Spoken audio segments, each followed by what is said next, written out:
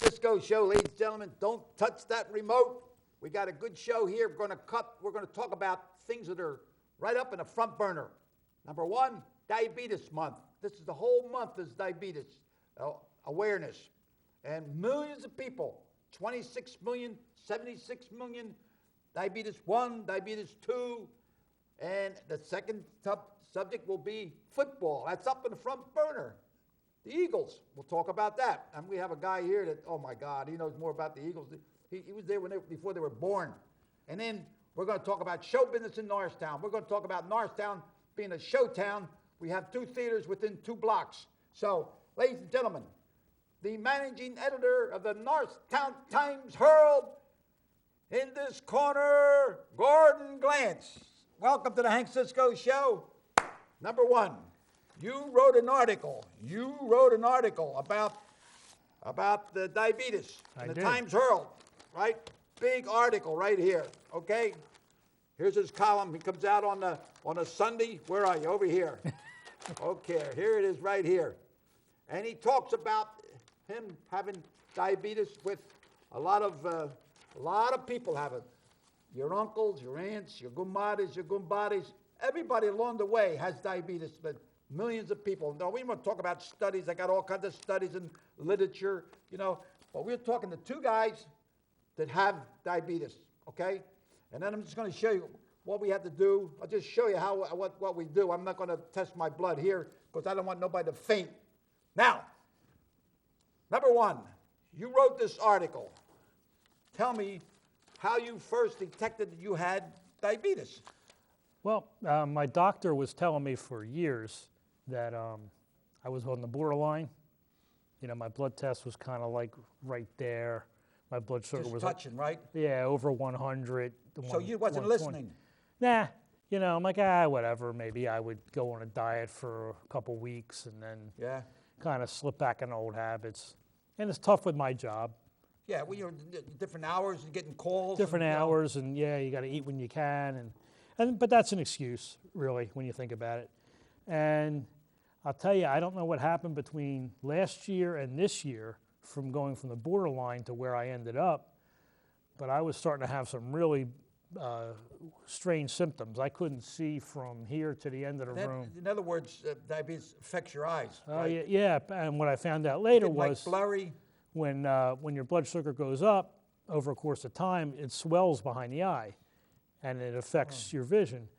And it was getting worse and worse, and it was to the point that I would drive home at night, and lights in the distance, traffic lights, were looking like, no, they were like 3D almost. There was like three of each light in the distance, and then it got worse. They almost looked like Ferris wheels. I mean, that's the time you say, whoa, get off this. And it was getting worse, and I had extreme thirst, and I was not, my thought process wasn't great. They call it mind fog. And you were writing a column. What kind of columns were coming out? The columns, I guess, were okay. I don't know. But the thing with the column, you have all week to kind of work on it, so it's not, But so I knew something was wrong. But I suspected he would say, well, you went over a little bit over the borderline. Yeah. And so work to get back on the other side of the borderline. And when I went to see him, he kind of thought the same thing. So he took some blood tests because it was time for my yearly checkup anyway. And he said, I'll let you know in a few days. Calls me that night at work because he red flagged the test. And said, night work at Times-Herald. Calls me that night and says, they saw something in your test. I have to call you right away. Your blood sugar is 491. 491. 491. 400. Yeah. Oh my God. Yeah. So that's if people who understand what blood sugar is. What's it like normal supposed to be? 100, below 100. Yeah. Mine's usually 140, 135. Yeah, right. So 491 you're is a walking zombie. Right. I mean, some people could go into a coma, or at least certainly start getting over 500 to 600. We had a guy at work who that kind of happened to. St. Anthony was looking out for you, right? Somebody was looking out for me, yeah. I mean, I was still functioning at work. Yeah, 491. So and that was a doctor that told you. You didn't test yourself. No, I didn't know how to at the time. So I went home. I couldn't really sleep that night because I'm thinking, am I going to die in my sleep? So I went back the next day with my wife. We talked about it a little more. put me on some medication right away.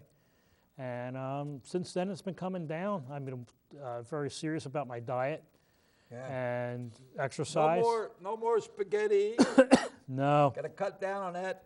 No. No more Chinese food, right? I've been going to classes and yeah, it's classes like this. like that, and you get all kind of literature. I went to them. And you can have. Look at this. Oh my God. Go ahead. You can have some spaghetti, some Chinese food, but very small Yeah. portions. Yeah, they said spaghetti no more than a fist. Me, like this. Maybe 2 fists once in a Yeah. while. It's all kinds of literature, taking, Right. everything. My wife, when I went to this school at Norristown High School, or Montgomery Hospital in Norristown, and they tell you what to eat and, well, the whole bit, right? And you take notes, and it's like a Bible, And so, tell me now, how did you come out of this? The thing I learned in my class was, diabetes, you don't cure diabetes. No, but- there's no cure for it. But right? you can manage it. Yeah, okay. And it takes work, but you can manage it. And, what my doctor said was, in my case, I did everything wrong. I ate completely wrong. I didn't exercise. So it's not like I'm a thin person who exercises and still has a 491. That's somebody he can't do okay. much for. He felt like if I changed my lifestyle and did everything I'm supposed to do, he was confident that without having to go on insulin, I could bring it down. And I'm happy And to you had to report. lose weight too, right? 'Cause I've you had a lo- little bonza there for a while. Yeah, I mean, I've lost about 25 pounds. I'm looking to Wow. lose at least 10 to 15 more. My blood sugar every morning, it should be between 80 and 120 in the morning. Wow, that's And good. it's what they say, and mine is usually in the 90s. What do you get about now? Somewhere in the 90s in the morning. This morning mine was 140. But, it's not bad, Everybody's different. Yeah, Maybe yeah. it changes as you age a little bit. I don't Yeah. know. But Well, for me, at my 85, age, you're lucky I got any blood. and after you eat, up to 2 hours after you eat, it goes up to maybe 180.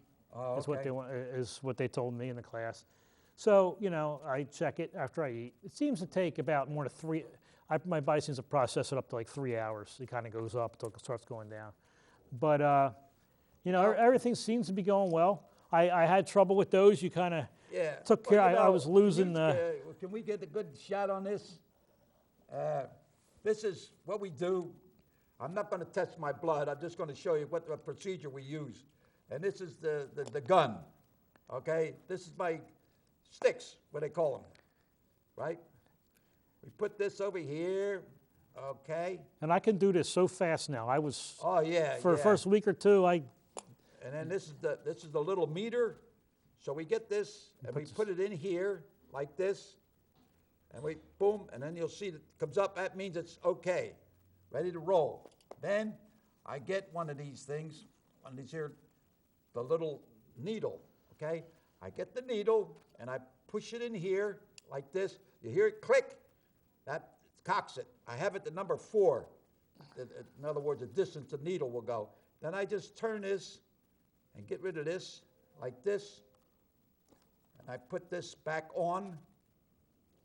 it's always good to put Like one this. of these. Put one of Yeah, these on well, your I'm finger. getting the gun ready. Put some alcohol on your finger Right. because you don't And want to then- get an infection. Then I get this like this, rip it over here. And I usually this finger, and they say if you hit from the On the side, side, right, it's a little yeah. better, So I get it, and I put like this, una minuta, and then I clean it. That's a little alcohol.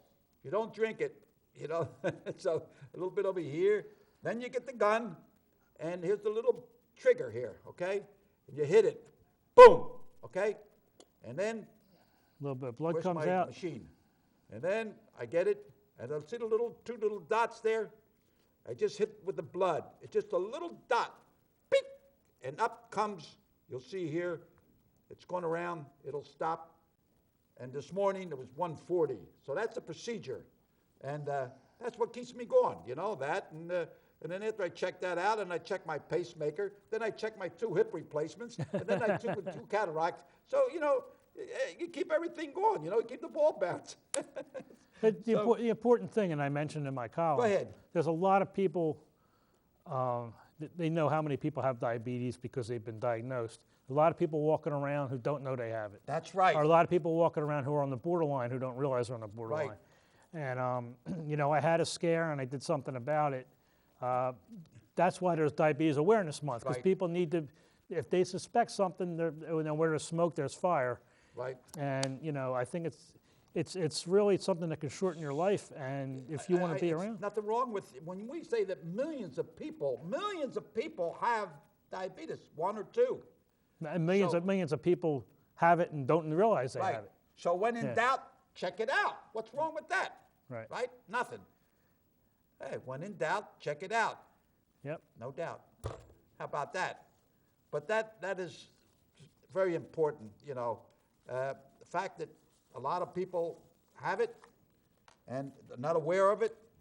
So we're here talking about our conditions, okay?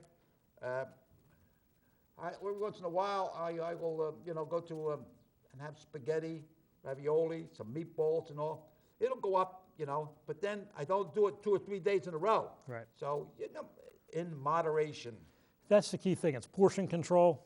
And everybody has different triggers. There's certain things that, Chinese food for me seems to really trigger it high. Other people, maybe not. I had a cheesesteak. I went down to the Bruce Springsteen concert a couple of months ago, and we stopped. I can't go to South Philly and not have a cheesesteak. You don't get Geno's? I got Geno's. Oh, yeah? Actually, we went to Pat's Alliance. Yeah, but the cheese. I got it, and I tested it that night. It was fine. So certain things hit you, certain things don't hit you. It's just who you Body are. works it up. Right? Yeah, but then again, you might have did some exercise and walking here. We did a lot of stand in walking. line, We did a lot of boppity-boopity walking, beep, yeah. Right? So, I mean, and, just got to watch it with the, I allow myself maybe 1 slice of pizza a week. Pizza with the pepperoni. Yeah. Here's the article. 1, not 4. Your article 1. appeared in the Times Herald here. So, but that don't affect your thinking, right? It does affect, I guess it affects the whole body. It affects everything, yeah. Right. And there's a lot of help. I know but I can't understand. Your doctor says you don't get the special shoes for people with diabetic shoes. What's the scoop on that? I know you've once been. a year I get the shoes for diabetic. Yeah, the feet are a major thing with diabetes that you have to look at your feet and make sure that, because they can get infected Get any easily. cuts? Don't walk around with bare feet Right. and all. Right. So, but I guess you get to a certain point, you need special shoes and get a prescription. He said I'm not at that point yet, so I'm not. You're Jewish and I'm Italian, and we love food. I mean, if there's anything, That's true, yeah. So we got you like more Italian food than Jewish food, right? Yeah. I mean, I like both, but I like both. I think but if I had a choice, I'd take there's Italian food. more on the menu from the Italian restaurant, right? Yeah, definitely. Yeah. Well, that's really good. So thank God that you look healthy, you look good.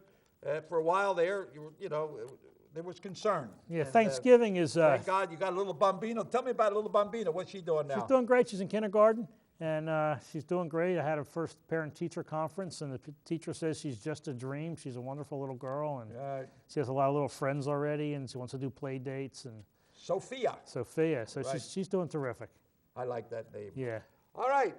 Now, here's my hotline. I hear the President of the United States, the Governor, Times Herald, call everybody. If there's any kind of problem, get in touch with Cisco, and I'll let you know. When the phone rings, here it goes. On my bicycle. This was on my bicycle. Hello? Yeah, okay. I'm tied up right now, President, but I'll talk to you later, okay? Good luck there, and keep bobbing and weaving. Okay, now, let's talk football. All right. Now, you're an authority on football. I'd say you grew up with a football in your hand, I guess. I don't know. Yeah, I love football. But you've been with an Eagles fan for many years, right? Yeah, pretty much since I could walk. Yeah. Right. Tell me about some of the things about going to a football game when you were a kid and your dad took you. And my dad took me to the Eagles game starting when I was 5. Franklin Field was the first game I went to. Franklin Field. That's where the University of Pennsylvania. Yep. Right. And I It holds remember 33,000 because when I went to Rittenhouse Junior High School, a teacher by the name of Joe Burnett, he took us class down there. He played for University of Pennsylvania. And we took us inside. And he said, see this stadium? He says, it holds just as many people in Norristown. The whole Norristown could fit in here. Yeah. But now they got other ones bigger than that, right? Oh, yeah. So tell me, you are a locked-in Eagles fan. Yep. So now you're we going went like from there to the vet. toboggan now, going up and down. What's the scoop? It's a roller coaster ride, and you learn to, prepare, hope for the best, but prepare for the worst. Right. And you get a lot more worse than you do the better. So. So all right, now yesterday they played Washington. Yeah.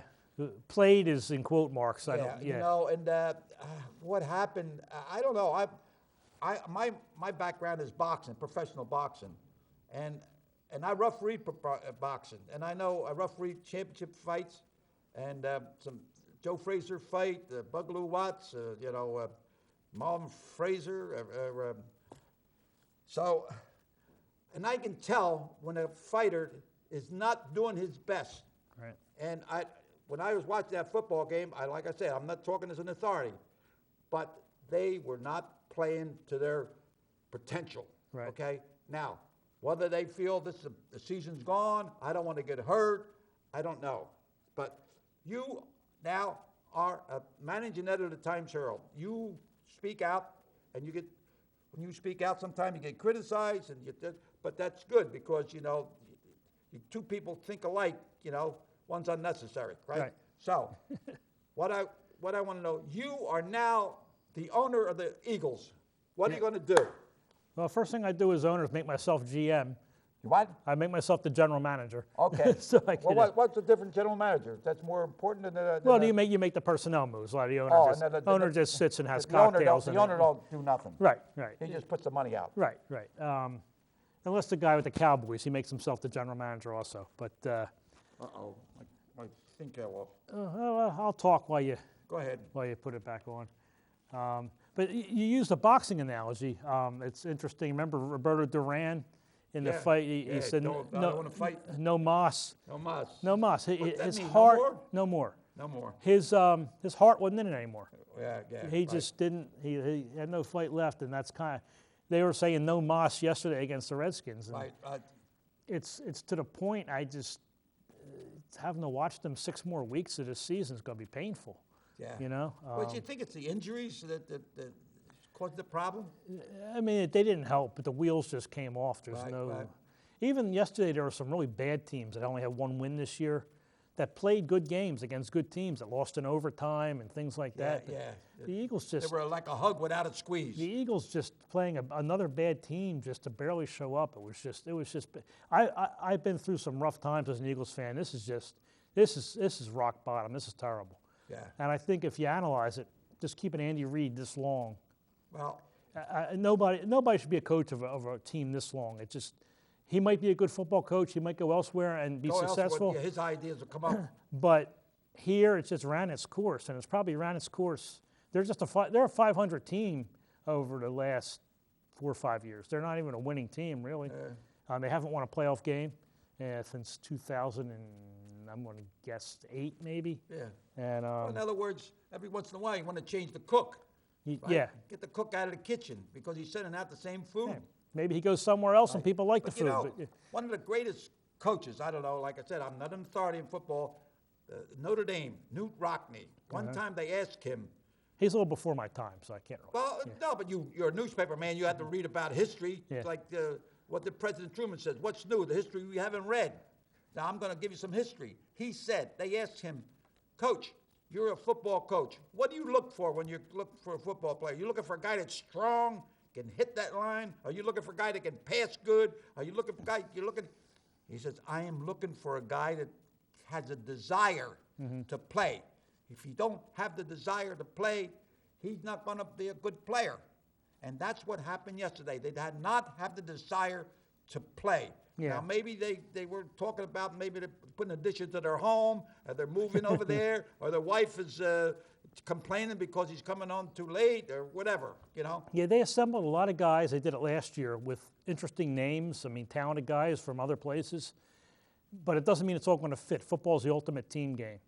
And they just kind of threw all these guys together. And football, you got to work as a unit. You see a lot of mix-ups in the secondary, and it just doesn't mean it's going to work. And I think they're lacking leadership. There aren't guys who've been here. When Andy Reid got here, the guys who were the leaders, the Brian Dawkins, guys like that, were actually on the team before he got here. Oh, okay. A lot of these guys were drafted They were before still he on got. since he's here? They were here when he took over the team. That's how many years Troy now? 14 Vincent, years? guys like that. Yeah, so they aren't on the Eagles anymore. The Yeah. Eagles have a void in leadership amongst the players now. Oh. But when they had their glory years, when Reed first got here, a lot of the team leaders were guys who were here when he Yeah. took over the team, and it made it a lot easier for him. Since then, I mean, he doesn't really have leaders in the locker room, and he's not really a What do you mean by leaders in the locker room? guys who get in your face and say, "What are you doing? Let's go." help Players each other. players Yeah, have as to a motivate team. the other players. Right, They right. have to put fear in the other players. Right. And they don't have leaders on the team. Well, you know? that's it. In other words, everybody has their own agenda. Yeah. Right? And have their own publicity guy. They have their own lawyers. There might be So guys. They all might rather win than lose. Yeah. You know, but they just They still get paid. they still get Win or lose, they paid. still get paid. But then you start losing, and Well, what would they and do? you blame each other a little bit, and you gripe a little bit, Well, and Andy Reid, to me, I mean, I was saying you can't just based on what he's done here, you can't just fire him in the middle of the season. But to me, he did the most egregious thing I've seen yesterday. His best player, LaShawn McCoy, you're losing by 25 points with less than 2 minutes to go, and I'm texting my friend on the phone saying, "Why are they leaving McCoy in the game at this point? You know, Right. yeah, why would they leave him in, losing by 25 points?" And he ends up giving him a handoff. He gets a concussion. It's just so stupid. Now he's going to miss next week. Plus, once guys start getting concussions, then you get a second one and a third one, and it's so stupid. And then you ask Reed after the game why he did it. He said, "Because I still wanted to win the game." You're losing by 25 points with 1 minute and 45 seconds left. Yeah. Then someone asked him again, "You really thought you were going to win with?" And he said, I was still trying to win the game." This guy has just, I don't know where he's at. I know he suffered a personal tragedy, and Yeah. but if he felt he couldn't function with after the personal tragedy, maybe something should have happened. Well- And the worst, they're so bad right now that if they fired him, they have nobody on their staff qualified to even be the interim coach. Take over. It is that bad. Oh, yeah. Yeah, the guy who could have been Well, a decent interim coach was the guy he fired, the defensive coordinator How he about fired. the guy that they fired? What's the scoop? I thought he was doing pretty good. The defense was doing better than the offense. They didn't fire Well, the offense guy. They made 2 mistakes. He made 2 mistakes. He never should have hired him as a defensive coordinator. But he never should have fired him when he did either. So he compounded the mistake by firing him mid-season, because since then the players have just not played for the new guy. They've been more confused. And what they could have done, they could have made Castillo the interim coach if they kept losing. yeah. And he was a company guy who would have gone out in front of the media and taken the hits. And he would have been a motivational guy in the locker room, and the guy who they made defensive coordinator could have been promoted, and they could have fired Reed. But they kind of took that out of the equation. I don't even see somebody in good conscience right now that they could even make the interim coach. Right. It's that bad. So we just got to look at guys. We basically all we talk about, us Eagles fans, is who's going to be the coach next year. Maybe they ought to change the color of uniforms like Pittsburgh. They come out, they look like jailbirds. Yeah, well, that's that's the old throwback uniforms. So I'm hoping, I'm looking at guys that they could be coach next year. Yeah. And change the Well, culture they of the say team. that maybe the guy from New Orleans might do I think he'll just go back to New Orleans. I don't think he would be. Well, I don't know. He's a little upset about it. Yeah. I don't know that much about it, but I said it's a possibility. John Gruden is a possibility. He used to coach with the Eagles, guy. and he won a Super Bowl. Now he's an announcer. Right. There's a couple college coaches. There's some interesting names out there, but Well, let me say this.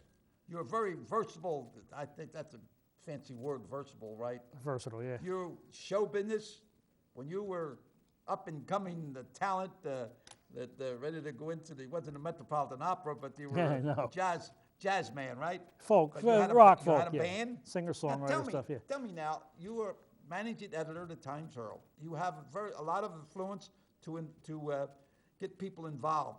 We are now in a nice turn. We're turning around Norristown. It's so many things have to be turned around, but one thing that we have, at least we have 2 theaters within 2 blocks, okay? Now, we got to fill these places, okay? We got to put show business. We let people know that we got show people here. And John Doyle asked me sometime to interview some of the cast prior to the show. And I said, "Where you from?" New Jersey. One was from Tennessee. I said, "How do you like Norristown?" "I love to come to Norristown. I like to play in Norristown."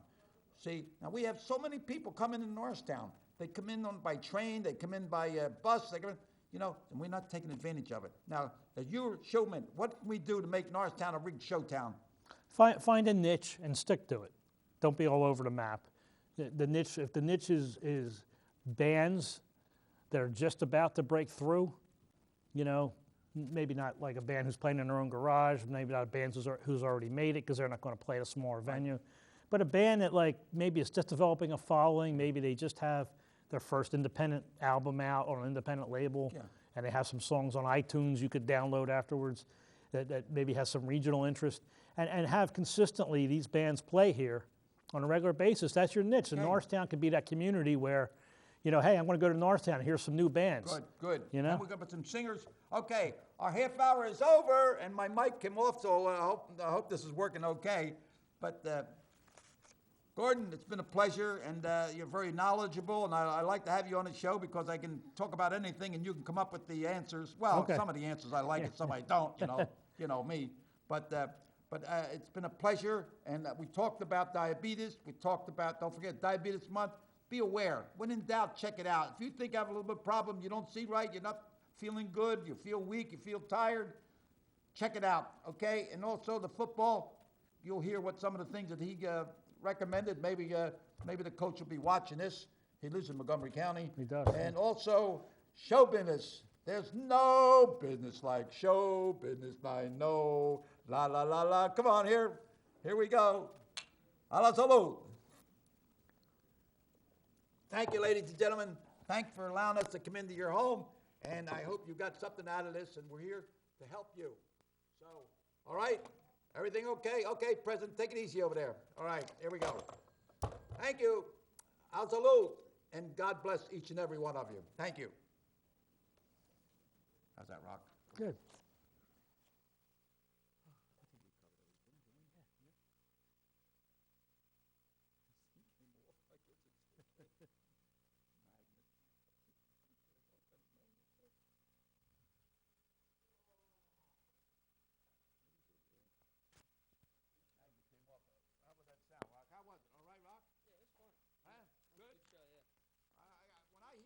Say it's good. That makes us feel good.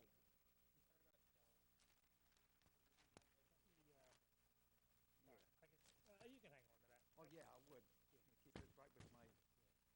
We plugged everybody, didn't we, Rob? Yeah, I better get going. I gotta go get the. Yeah, go ahead.